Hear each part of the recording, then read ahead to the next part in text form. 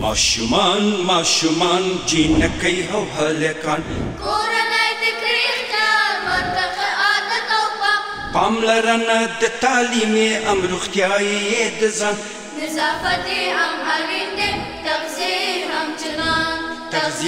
هم چنان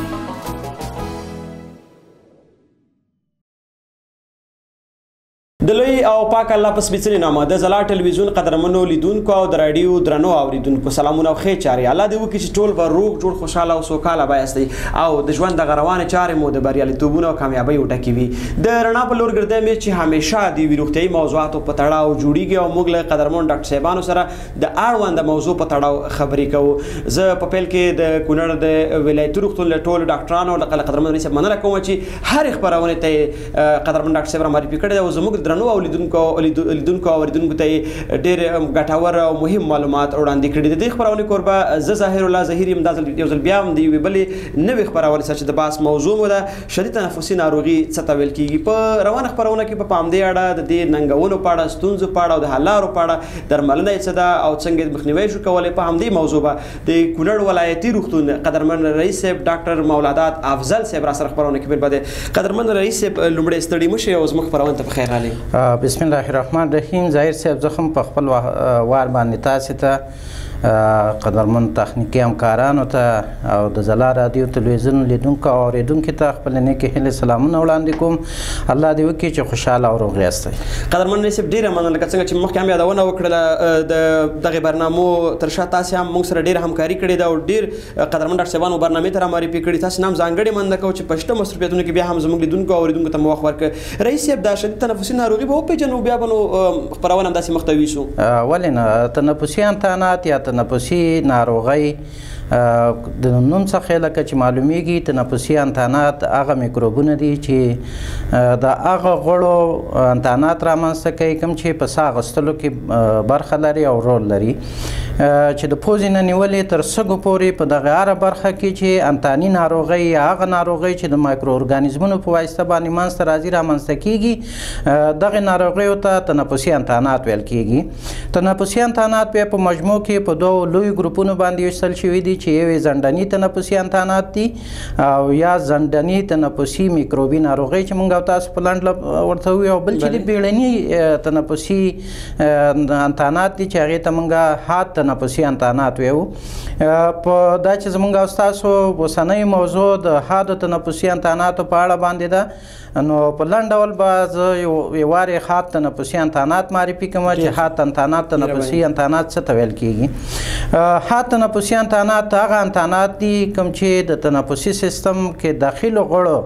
کې د مایکرو ارګانیزمونو یا د کوچنیو ژوندیو موجوداتو په واسطه باندې انتان رامنځته کیږي چې موده یې د 10 ورځو څخه کمه وي او یا 15 ورځې او نهایي د یوې میاشتې څخه زیات نه وي چې دغې ته حاد تنفسي انتانات وایي عموما دا انتانات چې دي دا د هغه ژوندیو کوچنیو ژوندي موجوداتو په واسطه چې په سترګو نه لیدل کیږي د هغې په واسطه باندې منځته راځي او په کوم کې چې بکتریاوې وایرسونه فنګسونه او داسې نور انتانات یا میکروبونه شامل دي چې د هغې په واسطه باندې منځته راځي دغه انتانات ډېره مننه قدرمن افضل صاحب خوشحاله اوسئ افضل صاحب د دې ناروغۍ تنفسي ناروغۍ نښې نښانې علایمې څه دي مجموع کې تنفسي انتانات چې دي ټول دغه یو شان نښې او نښانې لري چې هغه د پوزې بندوالی یا بهیدل دي همدارنګه د ستوني درد دی سردردي ده خستګي ده تبه ده ستوني درد دی او داسې نوره ورته اعراض دي چې اکثرا په نورو ناروغیو کې هم موجودي خو که کله دغه نښې نښانې په یو انسان کې موجودي د ټوخي سره یو ډاکټر په هغې باندې د تنفسي انتاناتو نوم کېږدي نو دغه بیا موږ د یاره یا حادو تنفسي انتاناتو په نوم باندې یادوي البته چې دوام یې د 10 ورځو 15 او یا نهایتا د یوې میاشتې څخه زیات نه وي مننه رئیس صاحب غواړي زموږ لیدونکي او اورېدونکي په دې هم پوه شي چې د شدید تنفسي ناروغۍ لاملونه څه دي د څه لاملونه له کبله دغه ناروغي رامنځته کېږي ما مخکې عرض وکړو چې دا ناروغي یا حاد تنفسي انتانات یا بیړني تنفسي انتانات د میکروبونو په واسطه یا د مایکرو ارګانیزمونو په واسطه د هغه ژوندي موجوداتو په واسطه باندې چې په سترګو نه لیدل کیږي او موږ او تاسو کې د ناروغیو د منځته راتګ سبب کیږي د هغې په واسطه باندې منځته راځي چې دغه مایکروبونه وایرسونه کیدای شي بکتریاوې کیدای شي فنګسونه کیدای شي او داسې نور انتانات کیدلی شي د دې په واسطه باندې منځته راځي دا چې څنګه دا انتانات په ژمي کې ډېر رامنځته کیږي یا په مني کې ډېر رامنځته کیږي نو دا ځان ته خپل دلایل لري اکثرا تنفسي انتانات په ژمي کې زیات دي د هغې یو دلیل دا دی چې یو خو د دغې میکروبونو یا د دغې مایکرو ارګانیزمونو هغه په اصطلاح علاقه د ژمي سره زیاته وي په ژمي کې په ډېر ښه شکل باندې دی وده او نمو کولی شي دویم دا چې په ژمي کې زموږ او ستاسو تنفسي سیستم ته د یخنۍ د وجې نه یا د یخ د وجې نه هوا کمه ورځي وینه کمه ورځي وبخښئ وینه کمه ورځي کله چې وینه یوې ساحې ته کمیږي نو په دغې برخو کې د انتاناتو د منځته راتللو امکانات ډېر زیاتېږي دا دویم هم دا علت کېدلی شي او بل علت چې په ژمي او مني کې د انتانات زیاتېږي په مني او ژمي کې اکثرا هوا سړی تاسو ته بهتره معلومه ده موږ او تاسو هغه د عنعنوي جوړښت د وجې نه په یو اتاق کې په یو ځای کې یو بخارۍ یو څه شی ګرموو او ټول په هغه ځای کې نو دغه نږدې کېدل دي چې د نږدېکت د وجې نه که یو څوک انتان باندې اخته په تنفسي انتاناتو باندې نو بل هم زر پرې اخته کېږي ځکه هغه د نږدېکت د وجې نه او بل دا چې د غربت د وجې نه اکثرا موږ او تاسو په ژمي کې ورونه بدلوو او بې کیفیته شیان سوځوو لکه پلاستیک سوځوو چې د لوګي د پیدا کېدو سبب کېږي یا داسې لرګي او داسې شیان چې هغه کیفیت یې ښه نه وي هغه لوګی تولیدوي او کله چې لوګی یا هوایي ککړتیا زیاتېږي نو د هغې سره زموږ او ستاسو په تنفسي سیستم کې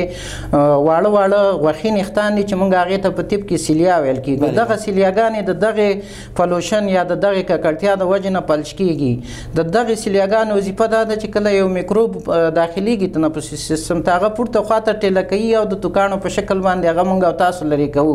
کله چې دغه سیلیاګانې پلش کېږي نو دغه میکروبونه په تنفسي سیستم کې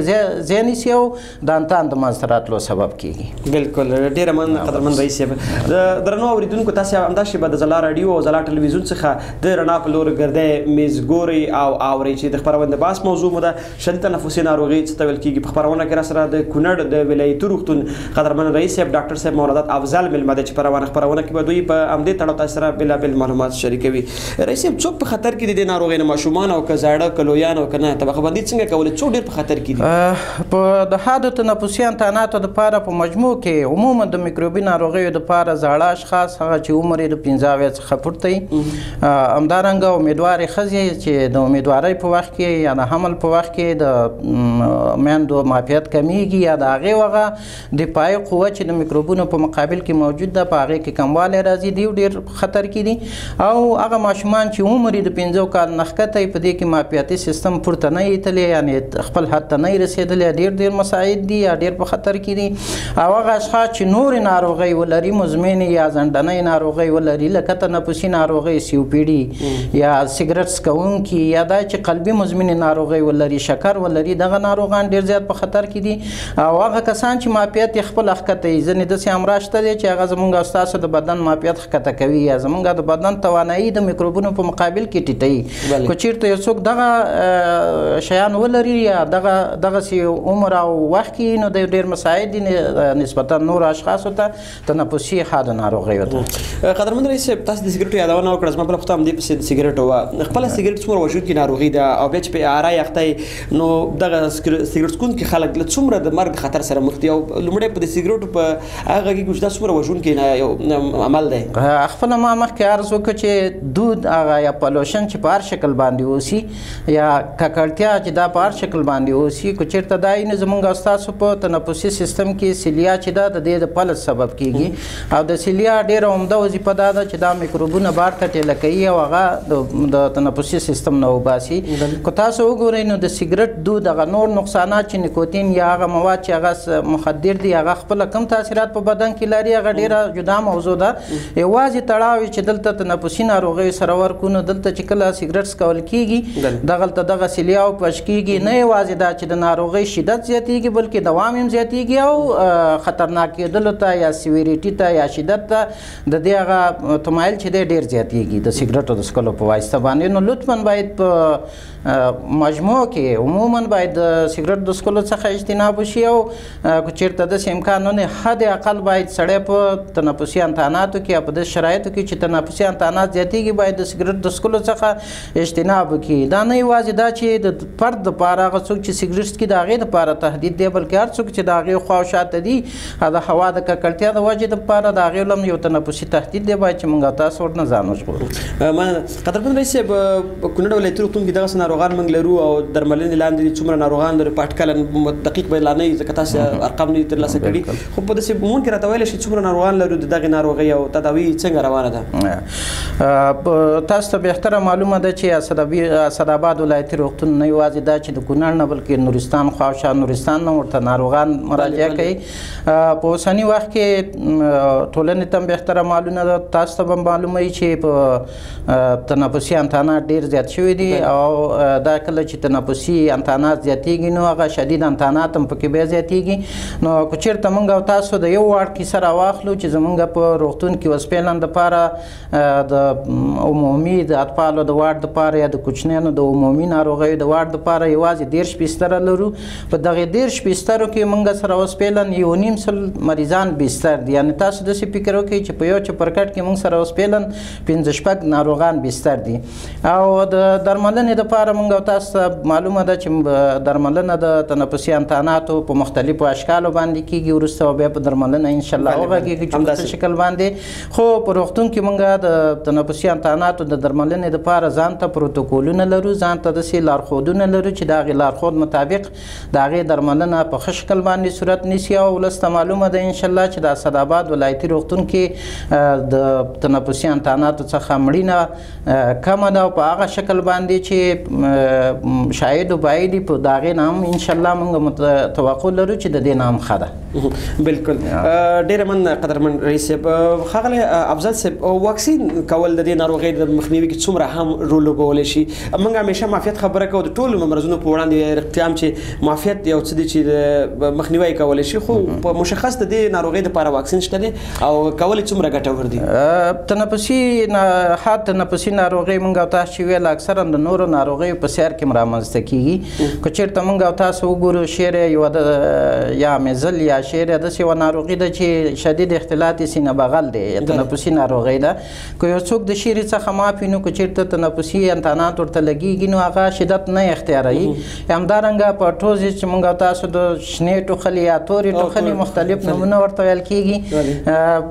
دغې دپاره هم واکسین شته دی. که چېرته یو څوک واکسین کوي نو د دغه ناروغي اول یا خو دا نه اخته کېږي دغه ماشوم په توره ټوخله باندې او که اخته کېږي نو شدت یې کم وي او د مرګ هغه خطر چې دی هغه پکې په ډېره اندازه باندې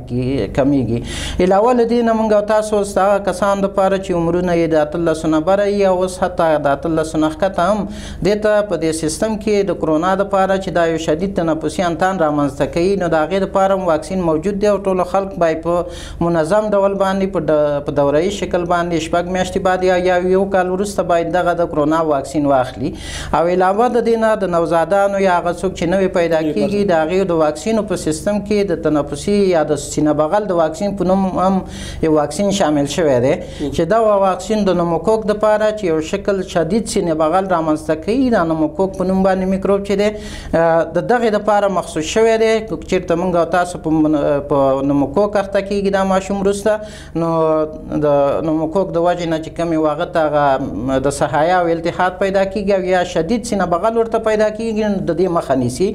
په نوره نړۍ کې بیا د نورو حادو تنفسي انتاناتو دپاره واکسینونه شته دی لکه د انفلوئنزا یا والګي دپاره یا نورو تاسو به تجربه کړي چې کله یو ځای کې آوټبریک رامنځته کېږي هغه واقعیت د خپلې اندازې نه زیاتېږي نو په دغه ساحو کې بیا موږ ته هم دا امکانات برابرېږي چې موږ او تاسو هم انفلوئنزا واکسین وکړو په روتین پروګرام کې شامل نه دی. نو واکسین د تنفسي انتاناتو د مخنیوي دپاره د حده زیات اړین دي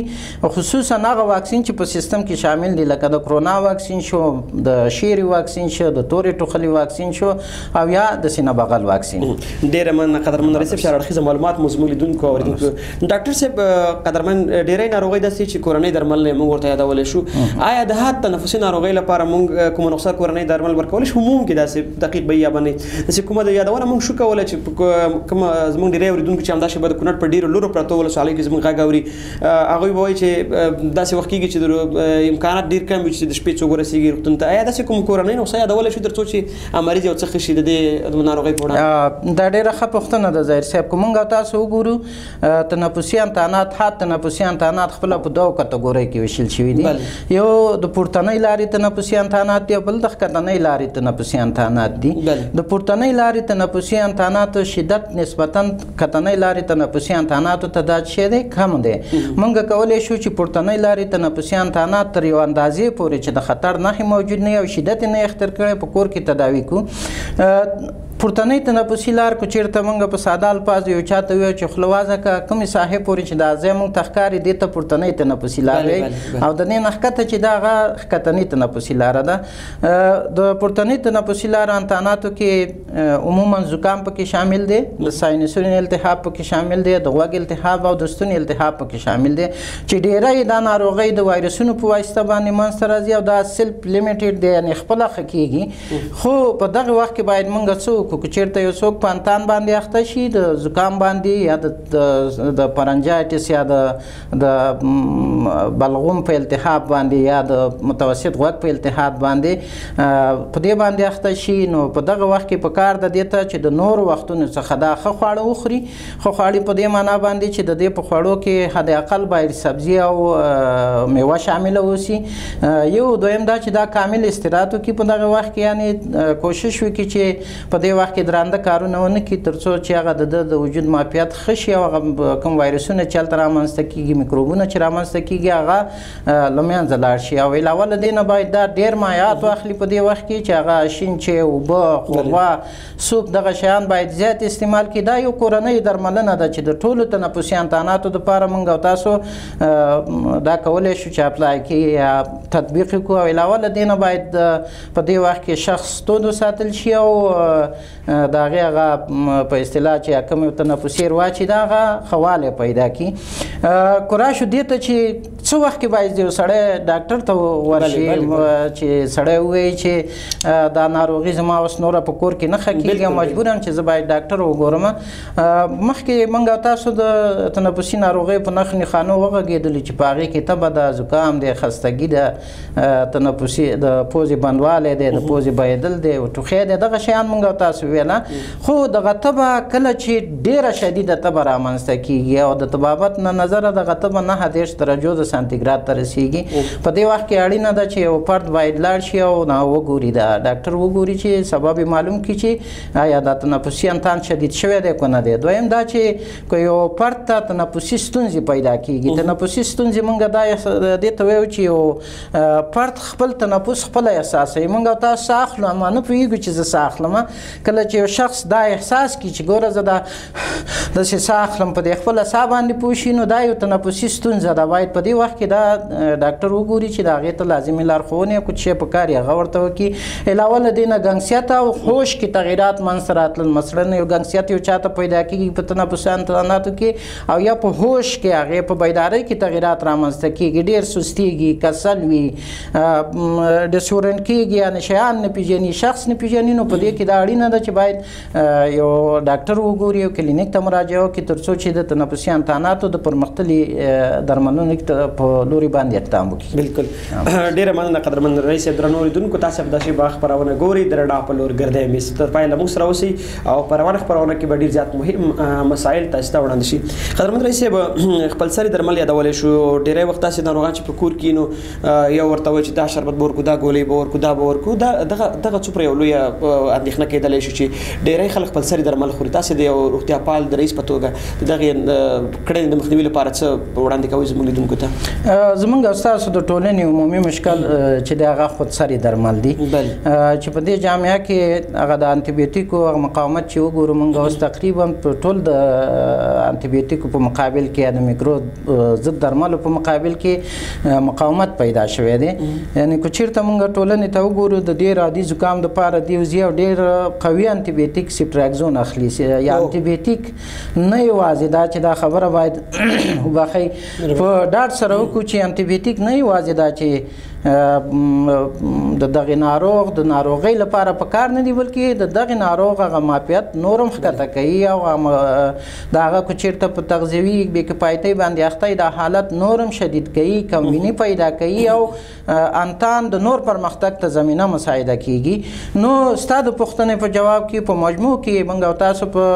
داسې بعضې درمل لرو چې سړی کولی شي د هغې کې د کور نه استفاده وکړي که چېرته مطلق وي چې نه هېڅ دوا به نه استعمالوي نو دا به ښه نه وي. مثلا پیرسټامول داسې یو درمل دي چې هغه موږ او تاسو کولی شو بې له نقصې نه والو که چېرته ضرورت وي مثلا د زکام په وخت کې د ځان دردۍ د دې دپاره استفاده وکړو. خو نور درمل پیشرفته درمل چې هغه په خپل سر باندې خصوصا د انټيبیوټیک استعمال په ساده الفاظو اموکسیسلین باید وانخلي اګمنټین باید وانخلي ازیترومایسین سیپټریاکزون او نور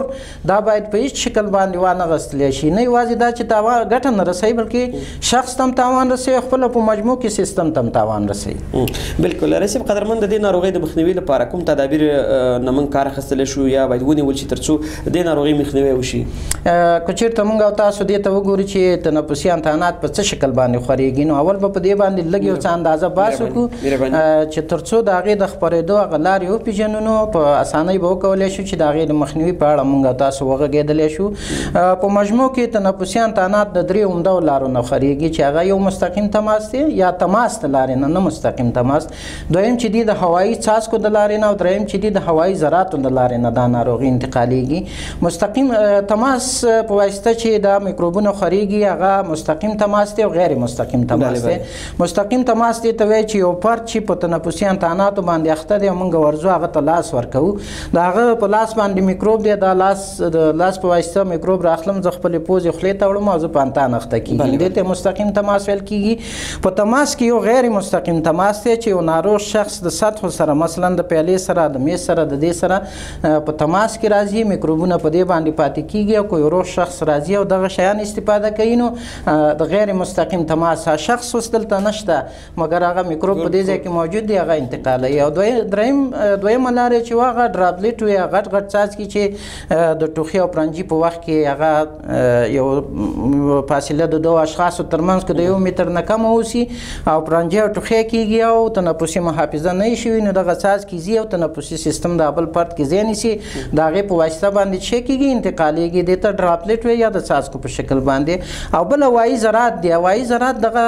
د ټوخي او پرنجي په وخت کې ډېر کوچني کوچني ذرات په هوا کې خپرېږي که چېرته موږ او تاسو دا انشاق کوو یا هغه کش کوو د تنفسي سیستم ته نو د دې د لارې نه انتقالېږي. دا یې د انتشار لارې وي. اوس راځو نو موږ او تاسو د انتشار لارې وپېژندلې څنګه کولی شو چې دا وقایه کړو. د هغې د وقایې دپاره اول اړینه خو دا ده چې هغه اشخاص چې په تنفسي انتاناتو باندې اخته کېږي نسبتا هغه اشخاص ته چې هغه اخته نه دي باید ډېر احتیاطي تدابیر په نظر کې ونیسي. اول دیو باید ماسک استعمال کړي کله چې په تنفسي انتاناتو اخته وي. دویم دا چې د هغه افرادو نه چې مخکې موږ ویل چې په خطر کې دي د هغې د تماس نه ډډه وکړي لکه کوچني زاړه امیدوارې ښځې دې ته د نږدېوالي نه یا د نږدې وټلو نه ډډه وکړي تر څو انتان یې هغوی ته خپور نه شي. او بل دا چې ګڼو ځایونو ته دا لاړ نه شي په کور کې پاتې شي حد اقل د طبې نه وروسته 48 ساعته پورې دا په داسې ځایونو کې چې پوهېږي چې دلته د انتان د خپرېدو خطر زیات دی باید په دغسې ځایونو کې دا لاړ نه شي. او د لاس وینځلو نه یو د پوزې او د مخ د ټچ کولو نه یا د هغې سره د تماس نه اجتناب وکړي دا ټچ نه کړي او په دوامداره توګه باندې خپل لاس ووینځي چې هغه تر څو وکولی شي چې ناروغي بل چا ته انتقال نه شي. اوس هغه کسان چې هغه په اصطلاح په ناروغۍ اخته نه دي هغه باید کوم احتیاطي تدابیر په نظر کې ونیسي. هغې ته پکار دا ده چې په مجموع کې باید ټول دا د واکسینو سیستم باید د منظم وي او دا یو وارې وګوري چې ماته کوم واکسین شوي دي کوم نه دي شوي واکسین باید پوره یو. دویم لاس وینځل ډېر اړین دی خصوصا د ژمي په موسم کې چې دا تنفسي انتانات ډېر زیات وي. هر وخت کې چې اوبه ویني باید لاس د صابون په واسطه باندې پاک وینځل شي چې دا د انتاناتو تقریبا تر 50% پورې مخنیوی کوي چې دا ډېره لویه فیصدي ده. دا یو. دریم تنفسي محافظه باید وشي چې که ضرورت وي نو په دغه وخت کې که چېرته دغه انتانات رامنځته کېږي باید هغه ماسک استعمال کړي او دغسې نور وقایوي اهتمامات دا په نظر کې ونیسي. علاوه له دې نه باید په ژمي کې موږ او تاسو کوشش وکړو چې ایر پولوشن یا هوا د ککړتیا په مخنیوي کې ټول دا زموږ او ستاسو تعهد اوسي چې د دې په مخنیوي کې موږ هغه خپله وجیبه چې دا هغه ادا کوو. بل دا چې نه یوازې دا چې تنفسي نه کې د ګڼې ګوڼې د مخنیوي لپاره باید حد اقل په یو څوک په ناروغۍ اخته کېږي اقلا 1 متر فاصله د هغې نه ونیولی شي او ځان ډېر ورنږدې نه کړی شي هغې ته تر څو چې د دغې انتاناتو د ډېرو خپرېدو یا د پورته تلو مخه ونیول شي. ډېره مننه قدرمن رئیس صاحب. د دې ناروغۍ په اړه غلط ځینې فهمونه شته چې خلک وایي چې دا ډېره دي ناروغي ده یا د دې خطر ډېر کم دی یا عموما کې بېلابېلې ناروغۍ که موږ یاد کړو نو د ټولنې دا غلط فهمۍ ته په کتو څومره غټ ستونزه جوړولی شي چې ډېری خلک بعضې د ناروغۍ رئیس صاحب ډېرې وړې ګڼي ډېرې کمزوري ګڼي چې ها تنفسي ناروغي فقط زما ستونی خوږېږي او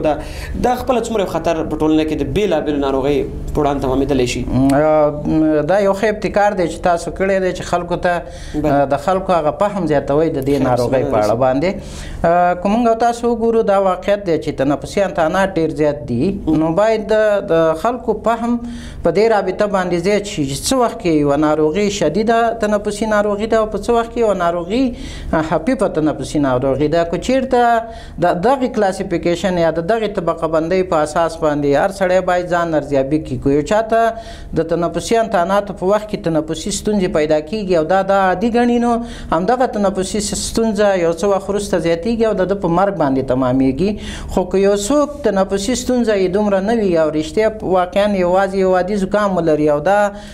د کلینیک ته یا روغتون ته بار مراجعه کوي د زکام دپاره نو هغه هلته کیدی شي چې نور انتانات بکتریاوې دا واخلي او هغې شدت اختیار کړي. نو په مجموع کې باید دغه طبقه بندي په نظر کې ونیول شي چې شدیده تنفسي ناروغۍ څه ته ویل کېږي او خفیفې تنفسي ناروغۍ کومو ته ویل کېږي چې د هغې دپاره موږ ویله که چېرته یو فرد ته